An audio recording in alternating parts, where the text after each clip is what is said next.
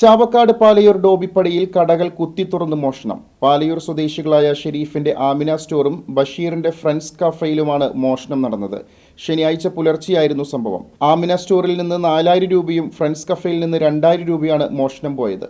Building ഓണറായ Bapu പുലർച്ചെ നമസ്കാരത്തിനായി പള്ളിയിലേക്ക് പോകുമ്പോഴായിരുന്നു Amina store കുത്തിത്തുറന്ന നിലയിൽ ശ്രദ്ധയിൽപ്പെട്ടത്.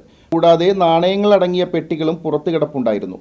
തുടർന്ന് ബാപ്പു കടയുടമയെ വിവരം അറിയിക്കുകയായിരുന്നു. പിന്നീട് ആമിന സ്റ്റോറിന് തൊട്ടടുത്തുള്ള ഫ്രണ്ട്സ് കഫയും കുത്തിപ്പൊളിച്ചതായി ശ്രദ്ധയിൽപ്പെട്ടു. ചാവക്കാട് പോലീസ് സ്ഥലത്തെത്തി അന്വേഷണം ആരംഭിച്ചു. കട കുത്തിപ്പൊളിക്കാൻ ഉപയോഗിച്ച കമ്പിപ്പാരയും പുറത്തുനിന്ന് പോലീസ് കണ്ടെത്തിയിട്ടുണ്ട്. കൂടാതെ ബാപ്പുവിന്റെ വീടിന്റെ മതിലും തകർന്ന നിലയിലാണ്. ഞങ്ങളിവിടെ പാലയൂർ ഡോബിപ്പടിക്ക് സ്ഥാപനം നടത്തുന്നവരാണ്.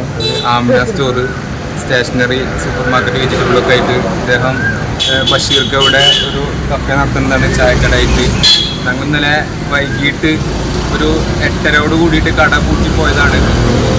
ഇന്ന് പുലർച്ചെ 4 മണിക്ക് ബിൽഡിങ്ങിൻ്റെ ഓണർ ബാപ്പുക്ക അദ്ദേഹം സുബൈക്ക് പള്ളിയിലേക്ക് പോകാൻ എണീച്ചപ്പോൾ വീടിൻ്റെ മുറ്റത്ത് കുറച്ച് പാത്രങ്ങളും കോയിൻസും ഒക്കെ ആയിട്ട് കിടക്കുന്നത് കണ്ടു. അതുപോലെ തന്നെ ആമിന സ്റ്റോറിൻ്റെ സൈഡിലത്തെ ഡോറ് അത് കുത്തി തുറക്കുകയും അത് തുറന്ന നിലയിലുമാണ് കാണാനിടയായത്. അദ്ദേഹം ഞങ്ങളെ വിളിക്കുകയും ഞങ്ങൾ ആ സമയത്ത് തന്നെ വന്നപ്പോൾ കടയുടെ ഉള്ളിലത്തെ ഷെൽഫ് തുറന്നിട്ട് വാതിൽ കുത്തി തുറന്ന ഷെൽഫിൻ്റെ ഉള്ളിലത്തെ കാശുകളൊക്കെ ഈ പറയപ്പെടുന്ന അക്രമികൾ കൊണ്ടുവന്ന സാഹചര്യമാണ് ഉണ്ടായിട്ടുള്ളത്.